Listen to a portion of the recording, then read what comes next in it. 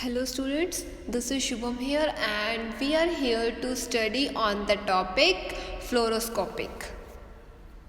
So, अगर तुमसे कोई पूछता है फ्लोरोस्कोपी होता क्या है तो ये एक ऐसा इंस्ट्रूमेंट है जिसके अंदर हम इंटरनल स्ट्रक्चर्स या फिर फ्लूइड्स की मोशन देख सकते हैं और we can say that fluoroscopy में हम जो हमारे बॉडी के इंटरनल स्ट्रक्चर्स हैं या फिर बॉडी में फ्लूइड्स हैं उनका हम विजुअलाइज मोशन देख सकते हैं.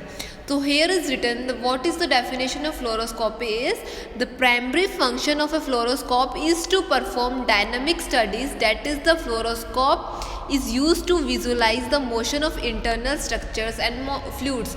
मतलब अगर हमें मोशन देखना है या विजुअलाइज फॉर्म ऑफ मोशन देखना है इंटरनल स्ट्रक्चर्स का या फिर फ्लूइड्स का तो हम किसके थ्रू देखते हैं? फ्लोरोस्कोप के through. Now the purpose of this technique is to get real time and moving images of the inside of a person by way of the fluoroscope.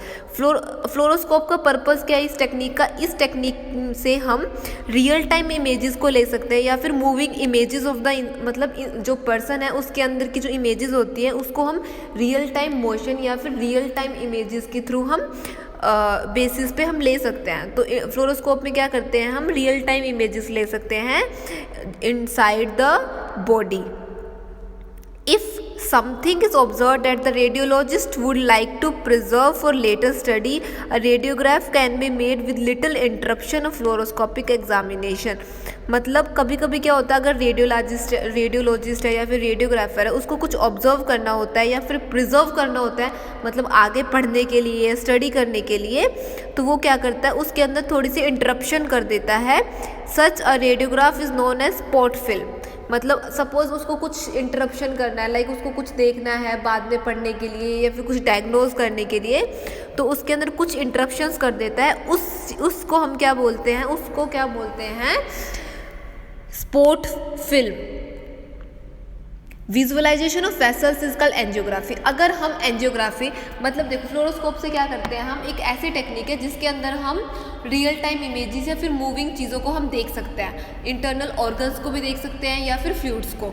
अगर हम वेसल्स को देखते हैं, अगर हम विजुअलाइजेशन ऑफ वेसल्स करते हैं तो उसको हम एंजियोग्राफी बोलते हैं.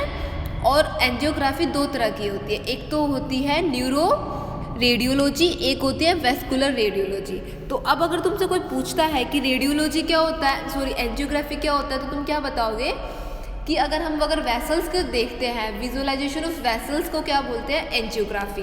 और एंजियोग्राफी दो तरह की होती है, एक तो होती है न्यूरो रेडियोलॉजी और एक होती है vascular radiology. And with all this procedure spot films are obtained. इन सब प्रोसीजर से स्पॉट फिल्म बनाई जाती है जो कि एक रेडियोग्राफर या फिर रेडियोलॉजिस्ट लेते हैं. During fluoroscopy the x ray tube is operated at less than 5 MA, normally 2 to 4 MA. मतलब फ्लोरोस्कोपी में एक्सरे ट्यूब कितने पे ऑपरेट करी जाती है? 5 mm से भी लेस पे. अब जो फ्लोरोस्कोप होता है उसके कौन कौन से कंपोनेंट्स होते हैं, मतलब कितने कंपोनेंट्स होते हैं उसके अंदर? एक तो एक्सरे जनरेटर होता है, हेयर इज रिटन, मतलब तुम पिक्चराइज फॉर्म में देख सकते हो फ्लोरोस्कोप के अंदर क्या क्या पार्ट्स होते हैं. ठीक है, एक एक्सरे जनरेटर होता है, एक एक्सरे ट्यूब होता है, कोलीमेटर होता है, फिल्टर्स होते हैं, पेशेंट टेबल होती है, ग्राइड होता है, इमेज इंटेंसिफायर होता है, ऑप्टिकल कपलिंग होता है, टेलीविज़न सिस्टम होता है, इमेज रिकॉर्डिंग होता है. So these are the components of fluoroscope. Now सबसे पहले हम पढ़ रहे हैं कि इमेज इंटेंसिफायर क्या होता है.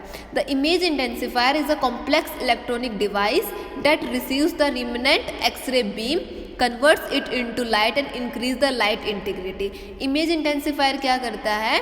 जो एक ऐसा इलेक्ट्रॉनिक डिवाइस है जो कि एक्सरे बीम को रिसीव करता है फिर उसको कन्वर्ट करता है लाइट में. मतलब इमेज इंटेंसिफायर एक ऐसा इलेक्ट्रॉनिक डिवाइस है जो कि रिमनेंट एक्सरे बीम होती है उसको रिसीव करता है फिर उसको कन्वर्ट करता है लाइट में, जिससे कि लाइट इंटेंसिटी बढ़ जाती है. इमेज इंटेंसिफायर ट्यूब के क्या क्या कंपोनेंट्स होते हैं? जैसे कि हमने फ्लोरोस्कोपिक कंपोनेंट्स पढ़े हैं, ऐसे ही जो इमेज इंटेंसिफायर होता है उसके कौन कौन से कंपोनेंट्स होते हैं? एक तो होता है ग्लास एनवेलप, एक होता है इनपुट फोस्फर, एक होता है फोटोकैथोड, एक होता है इलेक्ट्रोस्टैटिक फोकसिंग लेंसेज, एक होते हैं आउटपुट फोस्फर। अब ग्लास एनवलप क्या होता है, मतलब ये सब क्या है, इमेज इंटेंसिफायर के कंपोनेंट्स हैं। Maintains tube vacuum to allow control of a flow, has no functional part in image formation. मतलब ग्लास एनवलप का क्या काम होता है, बस वो वैक्यूम, मतलब वैक्यूम को बना के रखता है, जिससे कि क्या होता है, फ्लो को कंट्रोल करते हैं और उसका कोई भी जैसे इमेजेस बनती हैं, इमेज फॉर्मेशन पे ग्लास एनवलप का कोई भी काम नहीं होता है। इनपुट फोस्फर का क्या होता है, x rays that exit the patient and are incident on the image intensifier tube, मतलब जो कि एक्सरेज एमिट होती हैं पेशेंट से या फिर जो इमेज इंटेंसिफायर पे बनती हैं, उनको ये ट्रांसमिट करता है ग्लास एनवेलप पे, जो इंटरेक्ट करती है इनपुट फोस्फर से, और उसको क्या बोलते हैं हम, सीजियम आयोडाइड। मतलब यहाँ पे लिखा भी हुआ है, x rays that exit the patient and are incident on the image intensifier tube, मतलब जो एग्जिट होती हैं पेशेंट से और जो इंसिडेंट होती है इमेज इंटेंसिफायर ट्यूब से, वो ट्रांसमिट की जाती हैं ग्लास एनवलप से और इंटरेक्ट किससे की जाती हैं, इनपुट फोस्फर से।